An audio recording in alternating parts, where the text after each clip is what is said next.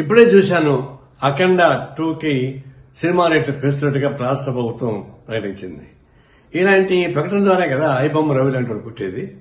మీరు కోట్ల రూపాయలు ఖర్చు పెట్టి సినిమాలు తీసేసేవాళ్ళు ఆ డబ్బులు మొత్తం ప్రజల మీద భారం వేయాలని ప్రయత్నిస్తుంటే ఇది ఎవరికి న్యాయం?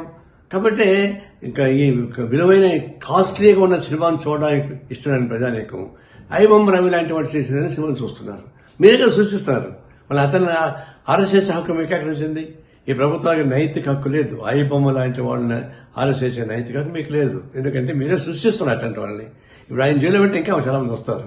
ఇలాంటి సినిమాలని రేట్లు పెంచి దివాళాకూర్తంగా సంపన్న వర్గాల ఊడిగం చేస్తూ సామాన్య ప్రజానికాన్ని జోబులు కొట్టేసేటువంటి తిరుక్షోభం చేసేటువంటి అయిపోతున్నారు. ఇంకా రాబోతున్న సినిమాలు 6-7 సినిమాలు రాబోతున్నాయి. అవి ఎందుకు పెంచుతారు ఇంకా అంటే అట్లా పెంచుకుని పోయి ప్రజలను భారం వేస్తుంటే ఇట్లాంటి ఐబొమ్మ రవి లాంటి వాడు చాలా మంది పుడతారు. వాళ్ళు రావడం మీ చేత కాదు. ఇది స్వయంకృత అపరాధం. వ్యవస్థలో చేస్తున్నటువంటి అనేక అరాచకాల భాగంగా ఇది ప్రభుత్వం తగిన చర్యలు తీసుకోకపోతే ఇలాంటి అరాచకాలు జరుగుతూనే ఉంటాయి. తక్షణం ఈ సినిమాలు ఆ పద్ధతి ప్రజలకు దూరం చేయబాకండి. ప్రజలు సినిమా థియేటర్లకి ప్రజలకు దూరం పెంచేస్తున్నారు.